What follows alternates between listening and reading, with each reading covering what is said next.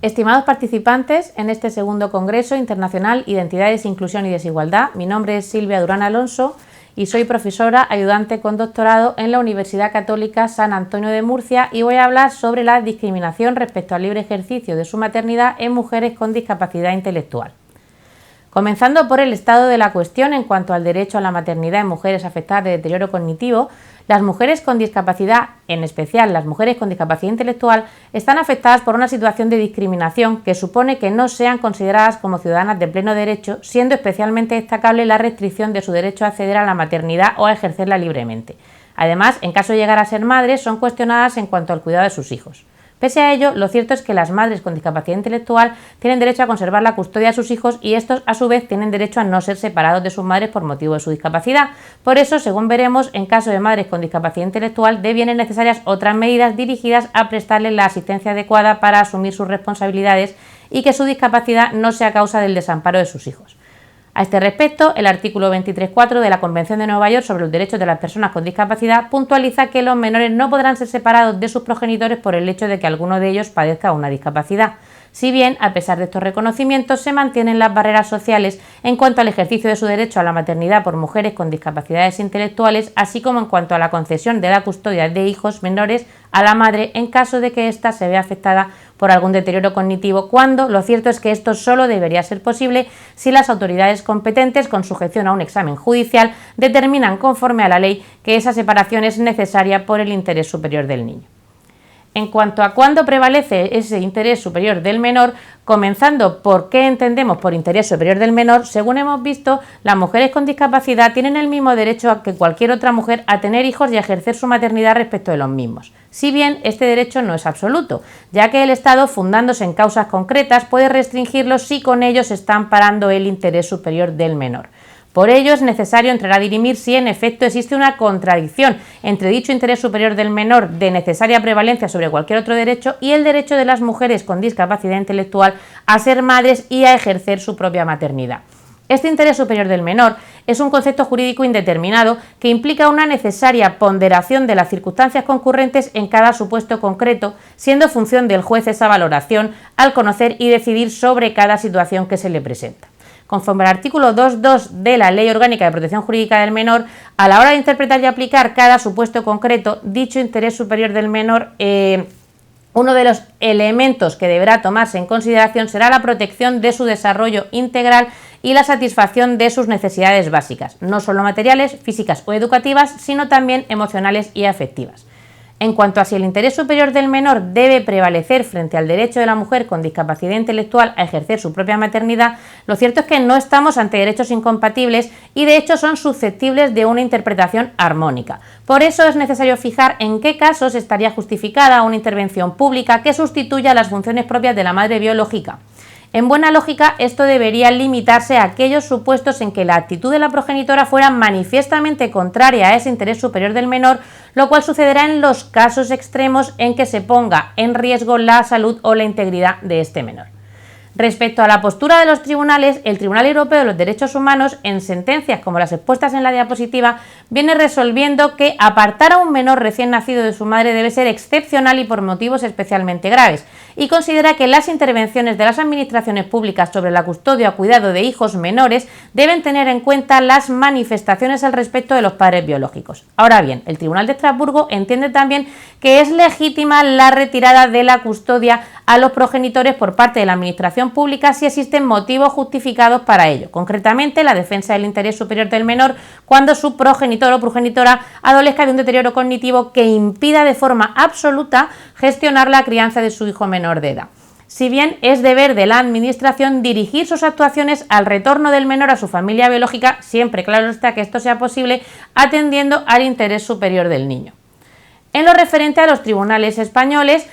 es el interés superior del menor el criterio seguido por los jueces y tribunales para adoptar las correspondientes medidas de guarda en caso de discapacidad de alguno de los progenitores. Así, nuestra jurisprudencia se muestra favorable a autorizar la custodia compartida incluso en supuestos de deterioro cognitivo grave si las periciales médicas practicadas concluyen que la madre afectada por la discapacidad puede llevar a cabo en efecto sus funciones de guarda de forma adecuada y se está llevando a cabo un seguimiento médico correcto de su enfermedad. De hecho, en múltiples resoluciones de las distintas audiencias provinciales resulta de manifiesto que la privación de la custodia de los hijos por discapacidad materna está relacionada con enfermedades mentales respecto de las que no se lleva a cabo un seguimiento adecuado o con mala evolución, especialmente si ésta se debe a una negativa al propio tratamiento. De especial interés es la reciente sentencia de la Audiencia Provincial de Córdoba de 24 de febrero de 2021, conforme a la cual la discapacidad intelectual de la madre no es por sí sola razón suficiente para extinguir un régimen de custodia compartida, ya que deben tomarse en consideración los posibles apoyos, así como las restantes circunstancias concurrentes, personales o sociales. En definitiva, si bien no niega que la discapacidad materna puede afectar negativamente a sus facultades respecto al cuidado de la menor, fundamenta su resolución en el criterio social de la discapacidad y valora, además de los informes médicos aportados, las restantes circunstancias del caso, atribuyendo especial importancia al hecho de que la madre contaba con apoyos suficientes para desempeñar de forma adecuada sus tareas respecto al cuidado de la menor. Y es que, para declarar la situación de desamparo de un menor basada en la discapacidad psíquica de la madre, debe darse, en el caso concreto de que se trate, una falta de atención objetiva al menor que implique un incumplimiento evidente y grave de las funciones parentales, que genere unas carencias reales del hijo de carácter moral y material. Pero no se puede separar a un menor de su madre con base exclusivamente en la existencia de una discapacidad de ésta, según dispone también el artículo 18.2 de nuestra Ley Orgánica de Protección Jurídica del Menor.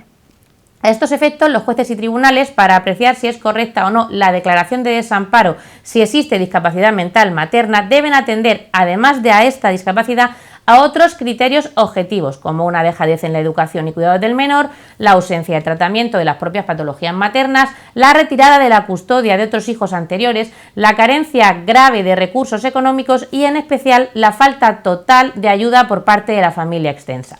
La declaración del menor en situación de desamparo, en cualquier caso, es de carácter objetivo, es decir, el incumplimiento de los deberes de cuidado y asistencia del menor no se refieren a ninguna persona en concreto. Por eso, tal declaración no procede si estos deberes están cubiertos, independientemente de quién sea la persona que los lleve a cabo.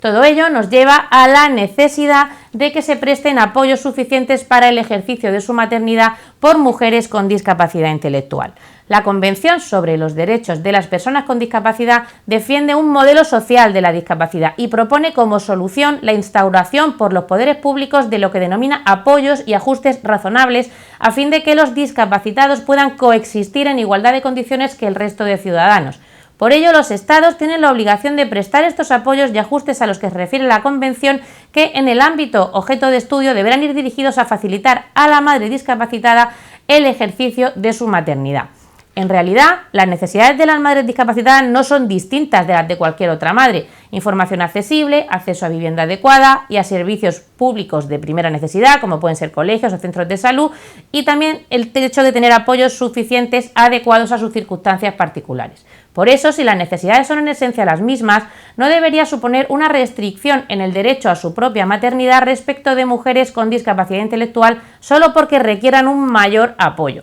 A estos efectos, y siempre que sea posible, los servicios sociales deben ofrecer soluciones adecuadas, profesionales y suficientes. Ahora bien, lo cierto es que, según hemos visto, podemos encontrar en ocasiones un conflicto cuando los derechos de la madre a hacerse cargo de su descendencia y el derecho del menor a crecer con su familia biológica se enfrentan al derecho de ese mismo menor a no verse afectado negativamente por la relación estrecha con una madre con graves padecimientos mentales, especialmente si ésta no puede garantizar una crianza mínimamente adecuada, adoleciendo el menor de serias carencias no solo materiales sino incluso afectivas debido a la discapacidad intelectual materna. Hay que tener en cuenta que no estamos ante una falta de diligencia por parte de la madre, sino que esta imposibilidad de proporcionar a sus hijos menores un ambiente adecuado para su crecimiento es completamente ajena a su voluntad. En cualquier caso, lo cierto es que hay un amplísimo espectro de patologías mentales y por eso el mero hecho de que una mujer esté afectada por algún tipo de deterioro cognitivo o discapacidad mental no debe llevarnos a considerar que esa patología implica necesariamente y en todo caso la imposibilidad de ejercer sus funciones como madre.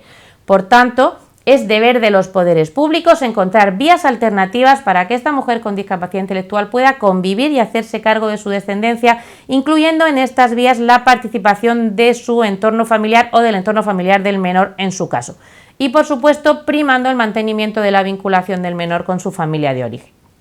Finalmente, a modo de conclusión, podemos decir que el modelo social de la discapacidad exige a los poderes públicos que cuando se encuentren ante madres con deterioro cognitivo que necesiten apoyos especiales o ajustes razonables para hacerse cargo de sus hijos menores de edad, no se centren en buscar las debilidades o defectos maternos, sino en facilitar los mecanismos necesarios para que esos menores y sus madres no se vean privados de su derecho a convivir en familia. Por eso, aunque en efecto puede restringirse, atendiendo al interés superior del menor, la relación de éste con su madre, dicha restricción no puede fundamentarse, ya lo hemos dicho, exclusivamente en la discapacidad de la madre, ya que si esa decisión se adoptara por tal causa, sin haberse barajado la posibilidad de establecer las medidas de apoyo necesarias, estaríamos ante un acto de discriminación respecto a estas madres por razón de su discapacidad mental. Dichas medidas pasan por una adecuada intervención de profesionales o servicios sociales para detectar anticipadamente el problema y ofrecer así a tiempo los apoyos necesarios. Por lo tanto, con carácter previo a decidir sobre la situación de un menor, es necesario examinar las peculiaridades de cada supuesto concreto, la clase de discapacidad intelectual padecida por la madre, la gravedad de la misma, valorando la situación desde el prisma del interés superior del menor, pero sin prescindir de la postura de la madre biológica, que tiene derecho a que su capacidad para hacerse cargo del menor se evalúe adecuadamente, así como a los medios de defensa necesarios para hacer valer oportunamente todos sus derechos. Si bien, por otra parte, este tipo de decisiones deben adoptarse con la mayor premura posible, evitando dilaciones a efectos de facilitar un entorno seguro al menor lo antes posible. Además, las distintas administraciones públicas deben actuar de forma proactiva para compensar la situación de desequilibrio en la que estas madres se encuentran debido a su discapacidad, para de esta manera garantizar su derecho a la maternidad. A estos efectos es necesario fijar políticas y establecer servicios públicos de apoyo a las madres con discapacidad para contribuir a su propia autonomía en lo que se refiere al cuidado de sus hijos. Es evidente que esta realidad puede presentar incontables situaciones en la práctica, todas ellas distintas. Por eso, a la hora de regular estas medidas deben emplearse criterios flexibles, compatibilizando las propias facultades de la madre en cuestión con los posibles apoyos del entorno en su caso y también con los recursos propiamente públicos que se pudieran acordar, teniendo en cuenta que este apoyo no puede implicar una total sustitución por el ente público de los cuidados maternos, ya que esto excedería de lo que podríamos entender como un ajuste razonable. Gracias por su atención y un cordial saludo.